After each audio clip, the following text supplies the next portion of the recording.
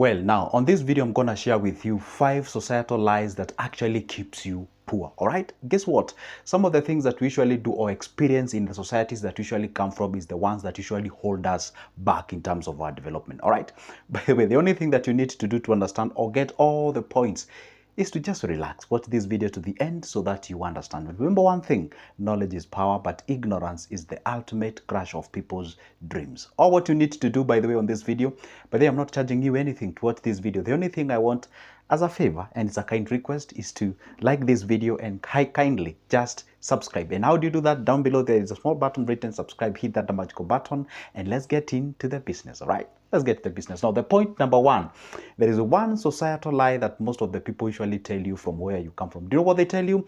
That having many kids is actually wealth. It's actually a sign of wealth. And they say the more you have, the better you are, and the life will gonna be good to you. By the way, have you ever sat down with your grandmother or your grandfather? All the due respect to them, they are wonderful people, we love them, but if you listen to what they're telling you, hey, guess what? Now, having many kids, I'm telling you, is the ultimate wealth. And there is this weakness, especially in Africa and some of the parts of the Asia, where they perceive children as their retirement plan. Have you ever seen some parents who usually hook their children and tell them, hey, guess what? I did bring you in a very, very tough environment, so you ought to, do something for me. You have to build me a house. You have to do this, the other.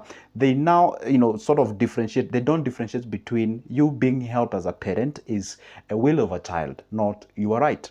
Okay, and I know, and we are mandated to help our children, or rather our parents, but the fact remains, perceiving children as the retirement plan, that is what has actually brought a lot of what we call generational poverty in most of the families in Africa. So viewing or perceiving or have the perception that having many kids is the ultimate measure of wealth, that is totally skewed as far as our community is concerned or our society is concerned, especially in this 21st century. By the way, perhaps if you go back to sort of 20th century or something of sort, back then after the independence or something of sort, having many kids was actually perceived as a source of wealth because there was a plenty of land, there was plenty of animals and what have you. So kids were like treated as like an ultimate wealth or something of so. There's some communities still view that from today or till today. But let me tell you one thing, let me just bust the bubble. The truth of the reality is having many kids is not really an ultimate measure of wealth. Did I say people should not have kids? No, I did not say that. I said perceiving that as the ultimate way of becoming wealthy is the skewed perception. All right? Let's get to the next point. The other one is that have kids early. And guess what? You know what they say? Earlier, the better. Have you ever been find these couples who are just got newly married? These guys are hardly getting stable in terms of the finances and what have you. And people are pressuring them. Hey, you know what, guys? You're supposed to have kids as early as you can. You see. By the way, a lot of African parents tend to have or say this kind of word like, hey, you see, I'm only 42 years old and I brought you guys. You are matured. You see, now I can relax and all those. But they don't share with you how long or how has it been throughout the journey of them bringing you up at that particular age. There's some parents who did give us birth when they were too young and they actually got themselves into very, very many problems. So the point is this, there is no harm with you getting children as early as you can, provided you have the capacity, not only financial, but also mental. By the way, let me tell you one secret. Bringing up kids not only requires you the financial muscle, also having the right mentality, having the right quality in terms of you're smart, you are matured, let me use that the term, so that at least by the time you're not only providing them with where they sleep and clothing and what have you, you also bring people of character in the society. So this issue of society telling you that hey, you're supposed to give birth as early as you can, and by the way, I've been talking about this and people saying like, hey, Africa is where people marry because of age, because of you are old by default or by virtue of you being old, so you ought to have married. There were some guys who I won't mention the name, but is quite a popular YouTuber, sort of walking rounds, and right now is in Africa, having a whatever, and the people are asking him, how old are you? And when he says his age, and people ask you, do you have a wife? And he says no. They're like, what? At that age, why don't you have a wife? You ought to have children and what have you. People have different perceptions about life, and the reality is things that did work for our grandparents are not totally working for us. Anyway, let's get to the next point. The next point is that education is the ultimate key to success. No, that's wrong. Whoever told you that, that's a total wrong. Let me tell you one secret. It is a good thing. It's an amazing thing. I did not tell anybody not to go to school. You should do so. But remember one thing, it is not the ultimate key to success. Some people used to make fun back when we were in campus and we used to say, hey, well, education used to be the key to success back then after the Kenya got independence. But right now, it's not really the case. You know why? Because back then there was inadequacy of teachers, lawyers, sort of engineers and doctors and what have you. But right now, as we speak, competition is very stiff. Does it mean now we switch off because the competition is high? No. What you're supposed to understand is this. Education is good. It has its own sort of a set of problems that it usually solves. But at the same time, you ought to also have something called another, sort of an added mentality on top of that, what you've been getting from the school, so that you be successful in life. And by the way, maybe if you go in Africa or come to Africa and tell some guys education is the key to success, people can even fight you, because we have a lot of graduates in this great continent of ours, and majority of them do not even have a job. And when you tell them education is the key to success, they don't even understand what the heck you're talking about. So the reality is, it's a good thing, but is it the ultimate thing to success?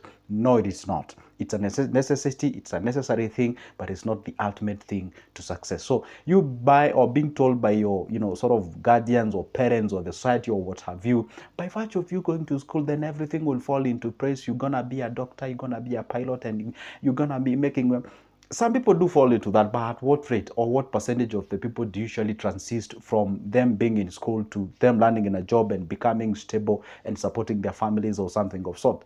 In Africa, where we are suffering, or we have what we call the inadequate jobs, then it calls you to not only get the education, but on top of that, equip yourself with other skills that you can be able to monetize. For example, if maybe you did taught, or you are taught as, maybe let's say, a psychologist, or maybe you're a teacher, or maybe let's say you are just that thing that you did school out there, that is an information that you can share with the society that can be very helpful. Or maybe if you did school something, or if you did study something that you cannot really, sort of monetize. There are some skills that you cannot really monetize. It's very hard to monetize them, okay? But if you can tailor down that to a package that you can be able to monetize and help the society, then that can be an amazing thing, and you can be able to make some cash out of it. All right. But if you're lucky, you did go to school and you secured a job, then perhaps this message might click, or maybe might, brush you in a different way. But that's the reality. All right, let's go to the point number 4. Working hard is the ultimate, sort of a key to success. Let me tell you one secret. It's not really true. Working hard is a necessity. It's one of the ingredients, the recipe of becoming a successful individual in life. But it's not the ultimate thing that you ought to be looking up. You also need to include working smart. And I know you may ask, okay, why does this guy usually talk about working smart? Let me just make it simpler for you to explain what is working smart.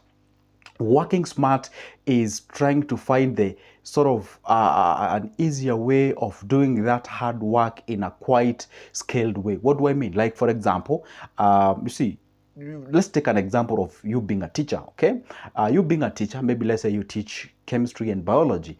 So working hard is making sure that you show up at that school each and every morning, and you show up back at your home at the evening, and making sure that you mark all those papers, you make sure that you grade them and everything, and making sure that you stay in put, respect the process and the system, so that at least you keep on adding your job grade, so that the salary can increase. But at the same time, as you work hard, that's now working hard, you can scale down that working hard to a point whereby you can create a social media, talk about biology. You can buy a board like this one, get a paper, a pen like this one, get a camera like this one, or get a phone like this one, and also get yourself a ring light, and then come here the evening, or maybe at any time, record some videos talking about biology, talk to students as well as talk to parents, and tell them, hey, guess what? I know biology is usually a tough topic to you, or maybe mathematics or physics or something or so.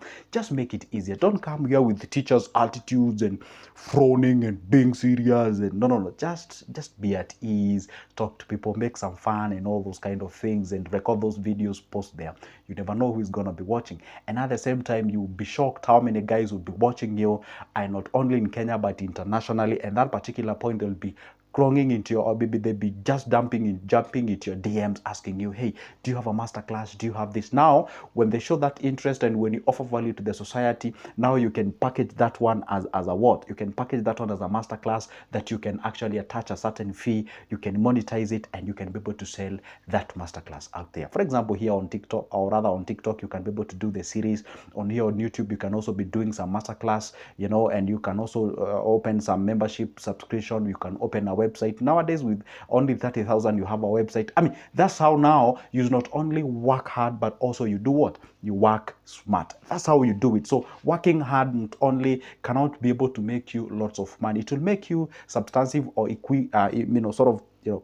that money that you really need to survive, but surplus you won't really make much. Okay, now the fifth one is about savings. By the way, if you go to any typical family out there and you ask them, when you get money, what's the ultimate thing that I should be looking forward to doing? They tell you, save, save, save, save, save. Saving is the best thing. You know why you're saving? You're saving because you want to secure your future. You want to be sure that in future, or your future gonna be good, gonna be okay out there. So the point is this: make sure that you save. They don't finish or end that statement with after saving, now you invest. No, most of them say saving, saving, saving. And then when you realize that most of the people in a society want to play it safe, want to be assured that their future is okay, and that's why the issue of insurance comes in. And that's why you find most of these guys who sell insurance policies, they usually come to your places and they tell you, hey, guess what, you can subscribe to this insurance policy for the next 12 years. You are sure that your kid will go to school, you educate your kids, and all those kind of things. Because you see, insurance is assuring you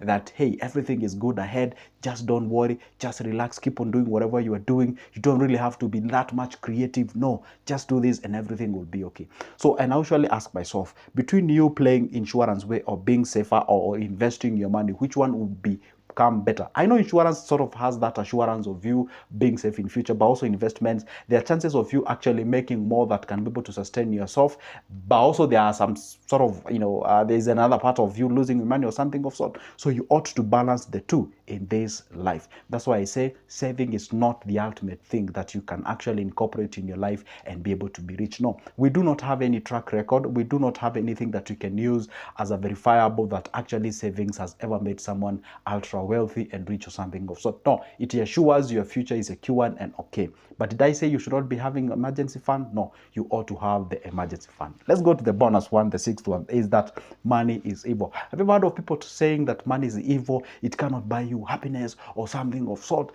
Let me tell you one secret. If you listen to those guys saying like that, then that will be able to rub shoulders with you. Be very careful. Otherwise, that's a very, very wrong statement. Actually, what I can say is that love of the money is actually the root of the evil. It's not of all the evil, but money itself is not really evil. What you're supposed to do is that, remember one thing, where before you get a money, you get yourself a character. So what that the money does is that it sort of magnifies, it magnifies or amplifies that character that you already have. If you're a good person, then you're gonna be good, helping people out there. If you are just a sort of a funny dude out there, then if you surely get like 1,000 bob or 2,000 shillings and you misbehave, you're out there drinking, in a very funny way or something of sort, then if you get yourself into millions, then you're gonna be doing that in a magnified manner. And this issue of people saying that, hey, getting money changes you, money does not change you, it just amplifies who is you. Anyway, guys, guess what? That marks the end of my video, but not the end of me posting a video each and every day. That's why I always tell you guys, make sure that you subscribe to this channel. If it's your first time watching me, I am Joseph, talk about money and anything related to exactly that. So if you don't want to miss any piece of my videos, just make sure that you subscribe down below, like this video, and make sure that you comment, tell me what you think. And some people do ask me, where is your number? How can I get in touch with you? My number is always on the description of this specific video. And see you in the next one.